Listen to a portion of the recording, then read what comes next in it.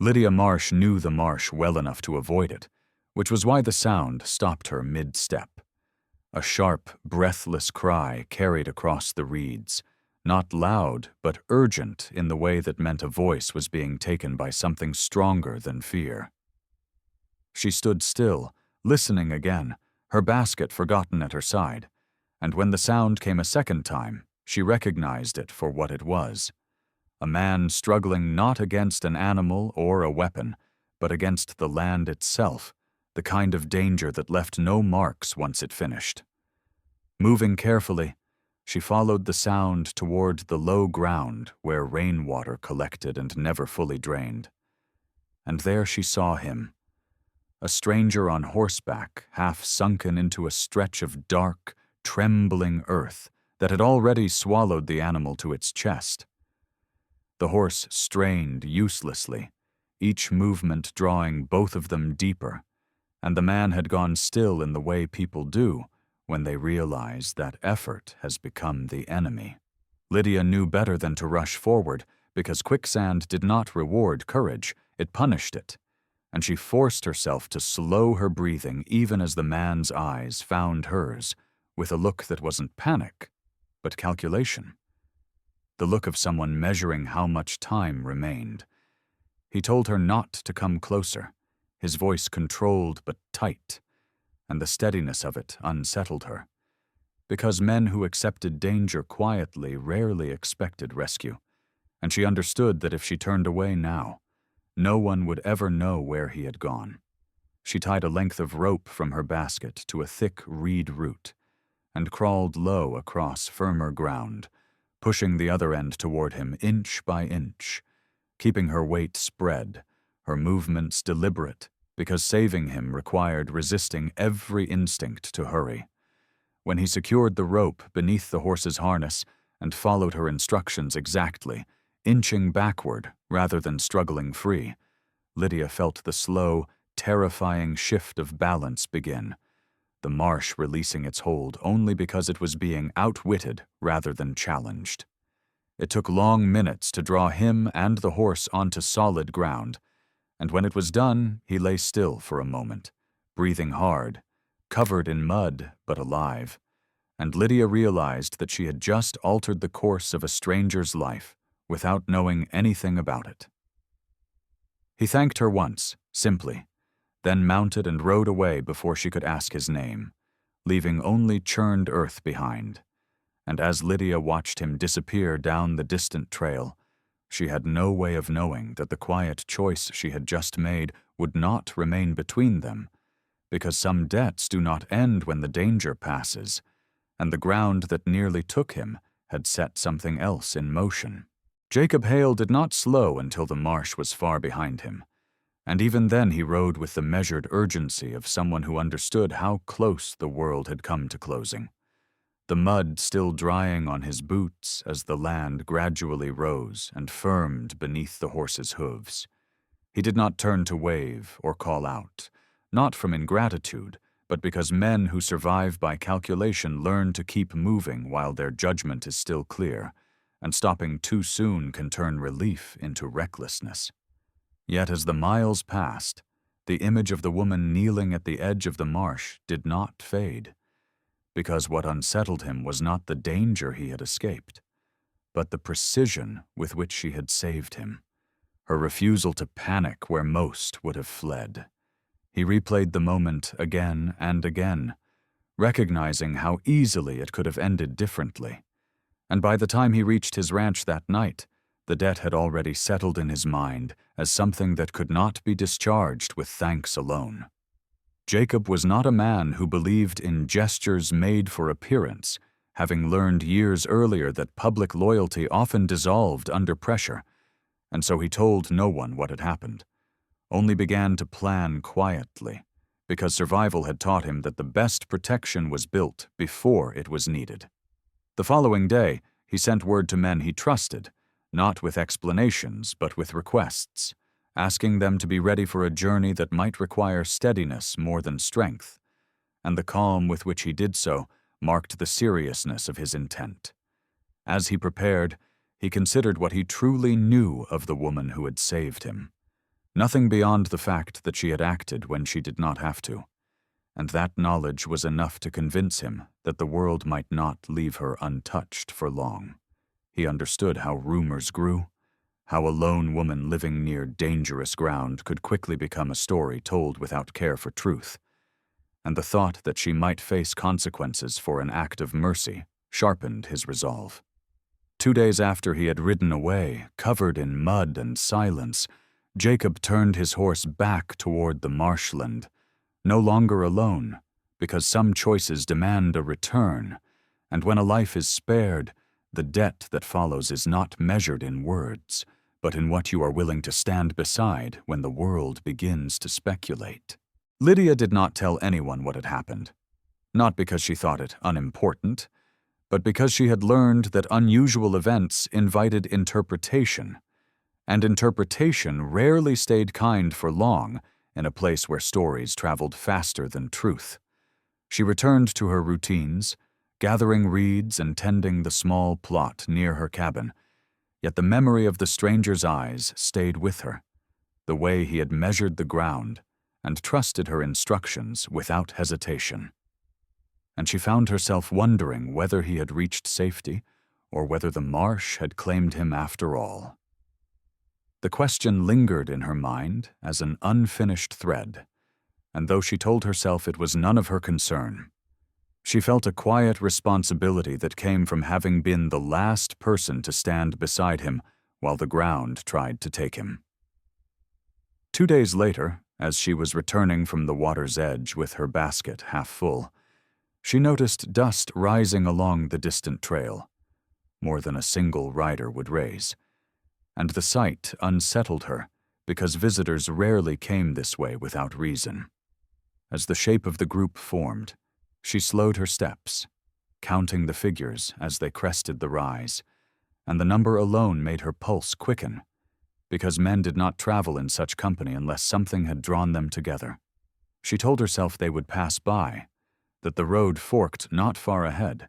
but when the riders turned toward the marshland path, her certainty thinned, replaced by the quiet awareness that whatever business brought them was not ordinary. Lydia considered turning back, but the open ground offered no cover, and she forced herself to continue at a steady pace, reminding herself that she had done nothing wrong, that saving a man from the earth was not a cause for fear. Yet, as the group drew closer, she saw that they rode with purpose rather than haste, spaced carefully, not like men chasing trouble, but like men who had come prepared to meet it, and the difference unsettled her more deeply than anger would have.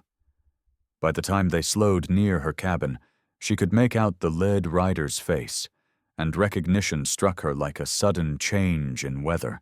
because the man at the front was the same stranger she had pulled from the marsh, now clean and composed, his gaze fixed on her with an intensity that made the world narrow to the space between them. Lydia stood still, her basket forgotten at her side, aware that whatever she had set in motion 2 days earlier had returned in a form she had not imagined, and that the quiet rescue she believed was finished was only beginning to reveal its consequences. The riders reined in at a distance that was respectful, but unmistakably deliberate,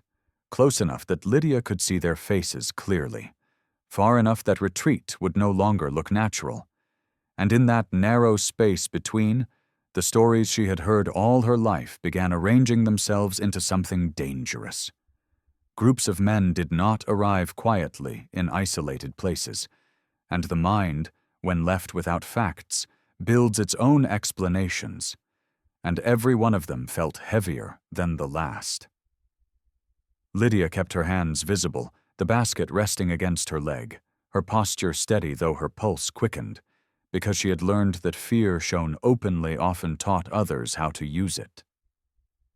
Jacob Hale dismounted first, slowly, signaling without words that nothing here required haste, and when he stepped forward alone, leaving the others mounted behind him, the gesture confused her more than if they had surrounded her.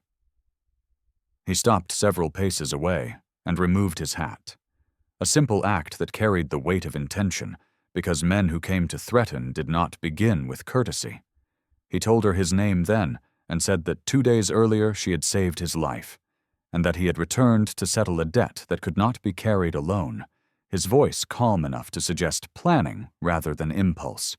Lydia listened, uncertain whether relief or suspicion should come first, because while gratitude made sense, the scale of it did not. And she wondered what kind of man answered a single act of mercy with such numbers. Jacob seemed to understand the question before she voiced it, and said that when a person stands alone, the world grows bold around them, and that he had learned this lesson the hard way years before, which was why he did not come back lightly or unprepared. He told her that people would talk, because they always did when something unusual happened, and that he would not allow the story to be shaped into something that left her unprotected. The words delivered not as a promise of force, but of presence. Lydia felt the tension shift, not vanish, but reframe, because the men behind him were no longer a threat in her mind, but a message to the world beyond this clearing, a visible answer to whatever rumors might already be forming. Still, she did not fully understand what this meant for her, because protection offered at such scale altered a life as surely as danger did. And as Jacob finished speaking, she realized that the rescue she thought complete had placed her inside a story much larger than herself, one that was now unfolding whether she wished it to or not. Jacob did not press his advantage, and that restraint mattered more than the men who had come with him, because it told Lydia that whatever power he carried, he intended to use it carefully. He explained that he had not brought others to surround her, but to make it known that she was not alone, that if questions were asked or stories twisted, the answer would already be visible, and the world would think twice before deciding her fate for her. Lydia listened,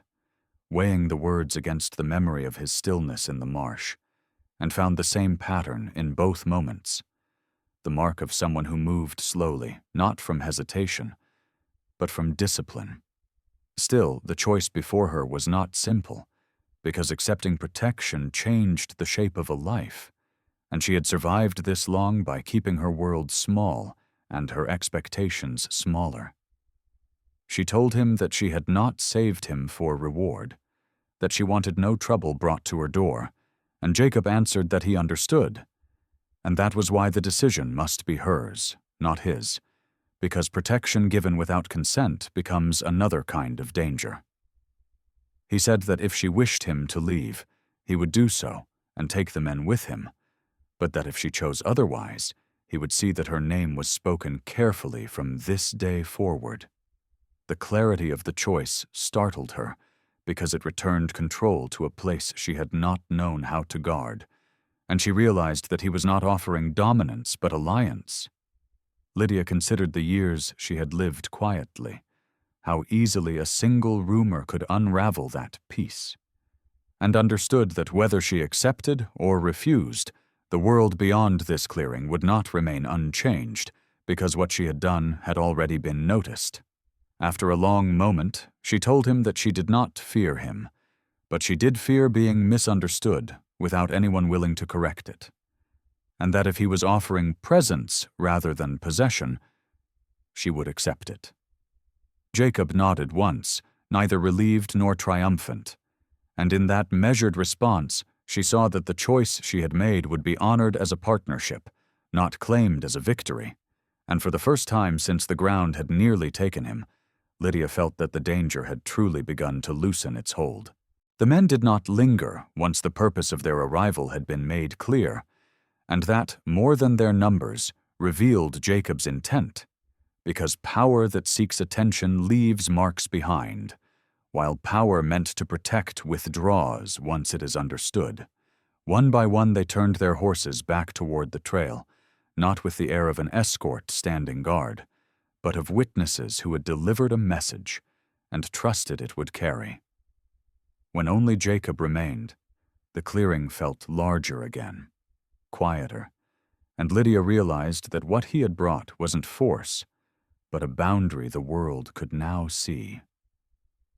He told her that people respected what was visible, and that silence, when unguarded, invited interpretation,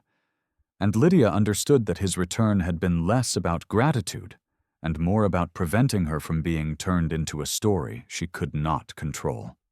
She asked why he cared so much about the fate of someone he did not know, and Jacob answered that there were moments when a person is shown who they are by the choice they make under pressure, and that the day she crawled into the marsh when she could have walked away had settled something in him about the kind of world he wished to live in. He spoke of years spent measuring every risk, of trusting no one after betrayal had taught him the cost of misplaced faith, and of how her steadiness in danger had reminded him that caution, if carried too far, becomes another form of isolation. As they walked together toward her cabin, not as host and guest, but as two people adjusting to a shared decision, Lydia felt the shape of her life begin to shift. Not because she had been rescued, but because she had been recognized. The protection he offered did not shrink her world, it widened it, because it did not replace her judgment with his own, but stood beside it. By the time he prepared to leave,